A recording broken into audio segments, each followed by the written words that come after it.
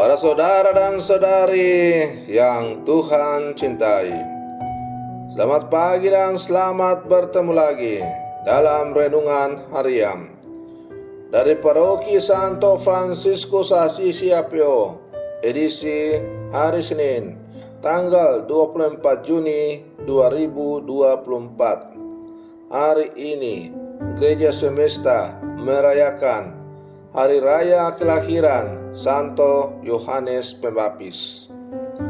Mengawali hari yang baru ini, kita hendak mendengar dan merenungkan sabda Tuhan. Marilah sebelum kita mendengar dan merenungkan sabda Tuhan, kita berdoa. Dalam nama Bapa dan Putra dan Roh Kudus. Amin. Allah Bapa, umat terpilih, Engkau telah memanggil Santo Yohanes Pembaptis untuk menghimpun umat yang pantas menyambut kedatangan Kristus Tuhan. Berikanlah rahmat sukacita sejati kepada para bangsa. Berikanlah pula ketabahan hati kepada mereka yang masih dalam perjalanan, serta arahkanlah mereka kepada keselamatan dan kedamaian sejati. Bersabdalah ya Tuhan, kami siap mendengarkan. Terpujilah Engkau Bapa, Putra dan Roh Kudus, kini dan sepanjang segala masa. Amin. Para saudara dan saudari yang Tuhan cintai, sabda Tuhan yang hendak kita dengar dan kita renungkan untuk mengawali hari yang baru ini diambil dari Injil Lukas pasal 1 ayat 57 sampai 66 dan ayat yang ke-80. Tuhan bersamamu. Inilah Injil suci menurut Lukas.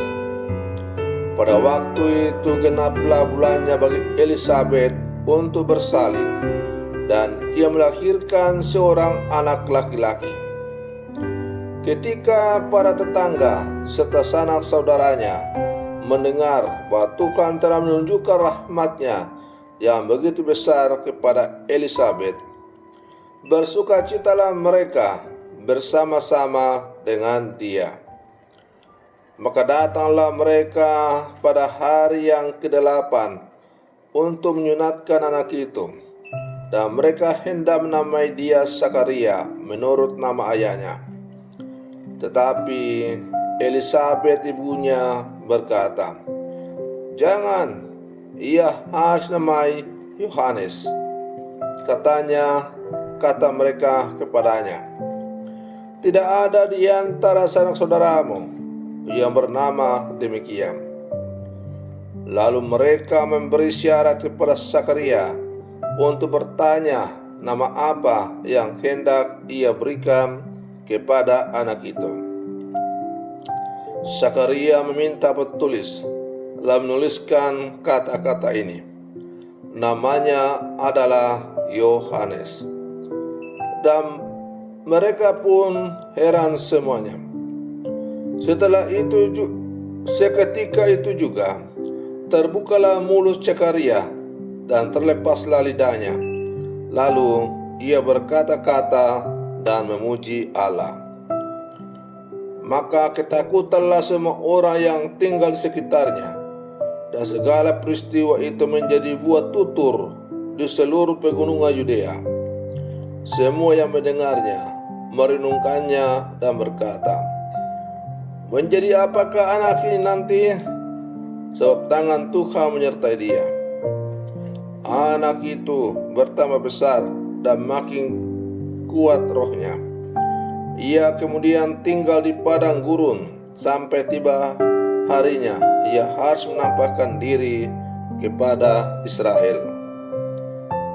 Demikianlah sabda Tuhan. Para saudara dan saudari yang Tuhan cintai, bagi Sakaria dan Elisabet, kelahiran Yohanes Pembaptis adalah sebuah mujizat. Ia adalah anugerah terindah dari Allah kepada pasangan suami istri yang sudah lanjut usia itu.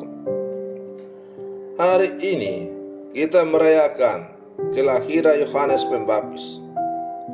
Kita merayakan ketekunan iman Zakaria dan Elisabet yang meskipun diwarnai kesukaran dan jatuh bangun, akhirnya berpegang pada nubuat malaikat. Dari peristiwa kelahiran Yohanes Pembaptis, kita mengakui bahwa kehadiran seorang anak adalah anugerah Tuhan, buah iman dan perjuangan orang tuanya. Karena itulah para orang tua sangat penting dalam hidup seorang anak. Bukan saja ketika proses kehamilan dan kelahiran, melainkan juga dalam perjalanan hidup selanjutnya. Para saudara dan saudari yang Tuhan cintai, tidak semua orang tua dianugerahi anak, meskipun sudah berjuang dan terus berharap.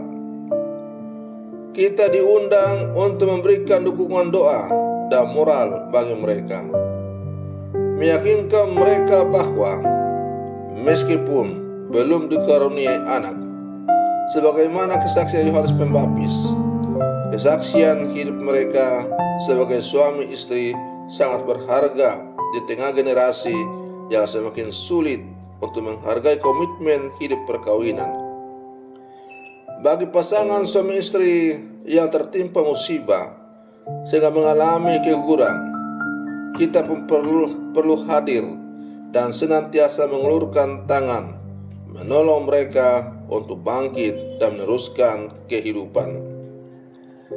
Para saudara dan saudari yang Tuhan cintai, kisah kelahiran Yohanes Pembaptis dapat menjadi inspirasi bagi kehidupan keluarga Kristiani.